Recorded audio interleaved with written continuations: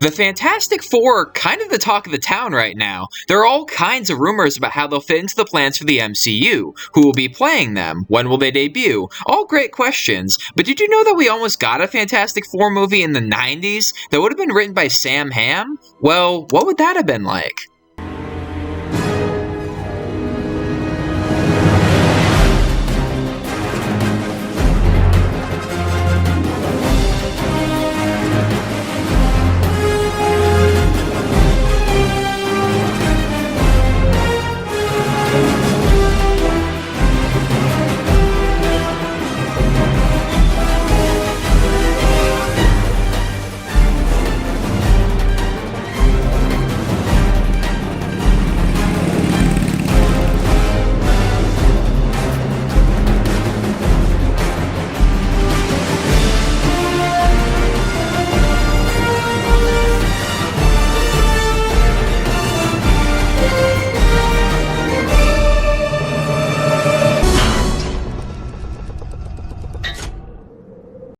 Following the cancellation of Michael France's version of the Fantastic Four, Chris Columbus, who by this point was scheduled to direct the movie, decided to step down to the role of producer instead. He was slightly alarmed at Fox's obvious lack of faith in the previous two versions of the movie, and he became very worried about constant studio interference. Michael France ultimately decided to leave the project altogether in order to work on a Hulk movie for Universal, leaving Marvel's first family without a writer.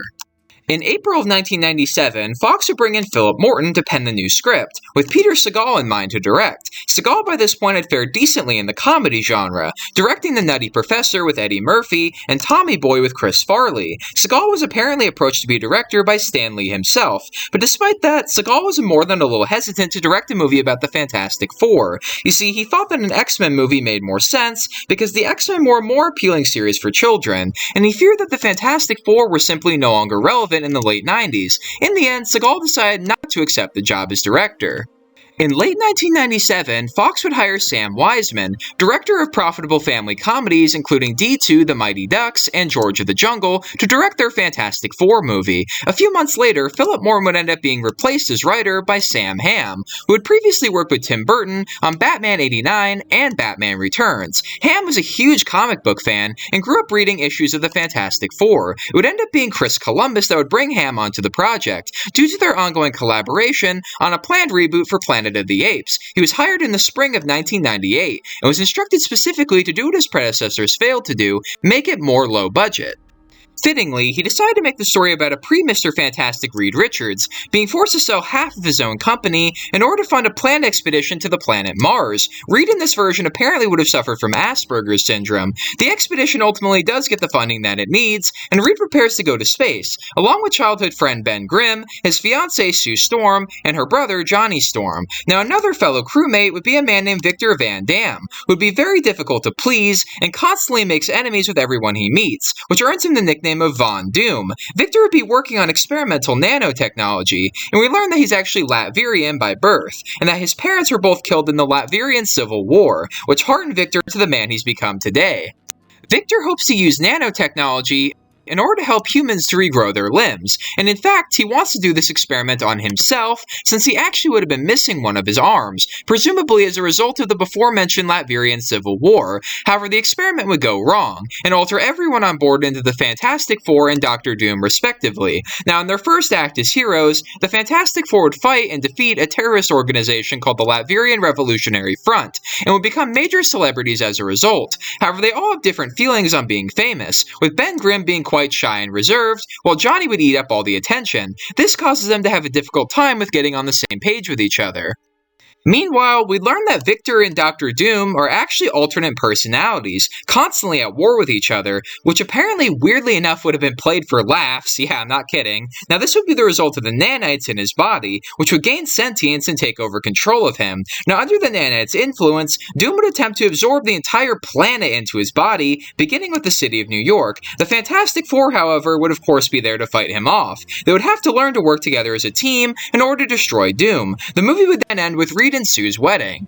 Sam Hamm would tweak the script numerous times throughout 1998, trying to bend the studio expectations and trying to make the characters more comedic and outlandish, and tightening up the action scenes in order to lower the budget. But in the end, Hamm and Weisman would both end up leaving the project over creative differences.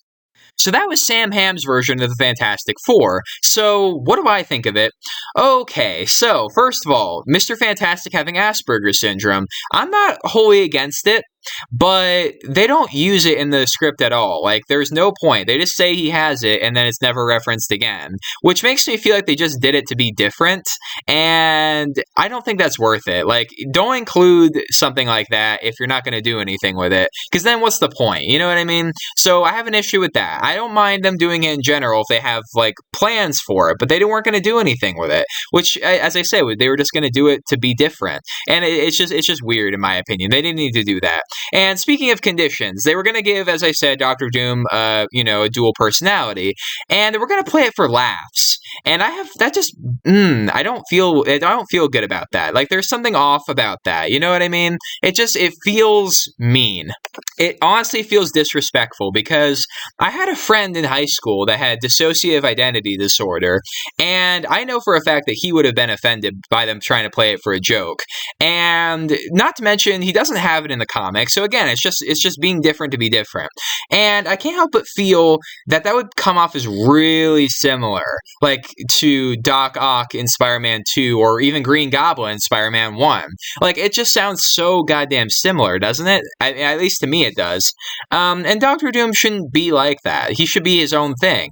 And, one thing I do like about this version more than the other versions that we got in real life, is that this actually would have gone into Latvian history, because for some reason, none of the movies up to now have done Latveria, and I don't understand why.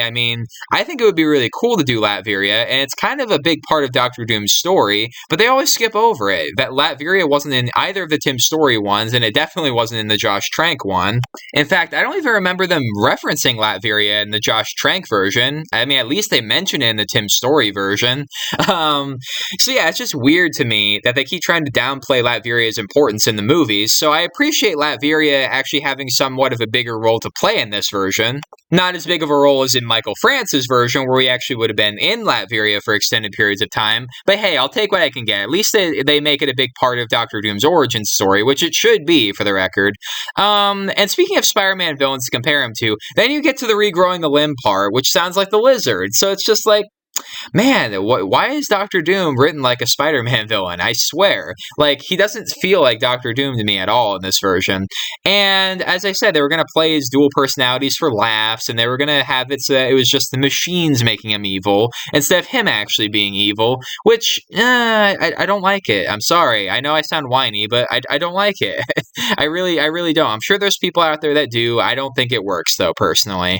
And, there are other things about it that I like. I like the fact that the Fantastic Four have financial issues in this one. I think that would make them a little bit more human. I like the fact that they skip over the will they, won't they stuff and just have Reed and Sue already a couple, because I kind of hated the will they, won't they stuff in the actual movie. I kind of just wanted them to get together already, because it just felt kind of like a waste of time, in my opinion, to do that. So that would have been nice. And, they were going to keep Ben and Johnny's, dynamic the same, Ben being so no nonsense and hating his powers, and then Johnny being so carefree and loving them. I like that. So it's not a completely bad movie, but Doctor Doom honestly sounds possibly worse in this version than he did in the Tim Story movies. And no offense to Julian McMahon. I know he did what he could, but he wasn't the right guy, and I don't think they did him very well at all. And he's not done that well in this one either, honestly. Genuinely, the only things I like about this version of Doctor Doom, compared to the Tim Story one, is that they reference Latveria, and his name is not actually Von Doom. Because, okay, I know his name is Von Doom in the comics, but it's stupid. I'm sorry. No one would ever trust somebody whose name was literally Doom, okay? So I like the idea of his name being Van Damme and his Von Doom name just being a nickname. I think that works a lot better, and I kind of hope that they steal that idea for the MCU version of him. Because in all the movies so far, his name is just Doom before he's even a villain, and they try to pretend like it's not a big deal. His name is literally Doom. It's like, I just think it's so stupid. So yeah, this script is like half and half for me. I like parts of it. I really don't like other parts of it. Overall, would this movie have been better than the 2005 one? No. In my opinion, no. For everything I like about this one more, there's something about it I hate more, you know? So I don't think it would end up being better. I think that parts of it would probably be better, but overall it would be a lesser film. And I do think it was probably for the best that this version of the movie didn't get made. But I do admire the passion. I admire the fact that Sam Hamm rewrote the script 3 times. So he was clearly passionate about it, but I just don't think it was meant to be, sadly.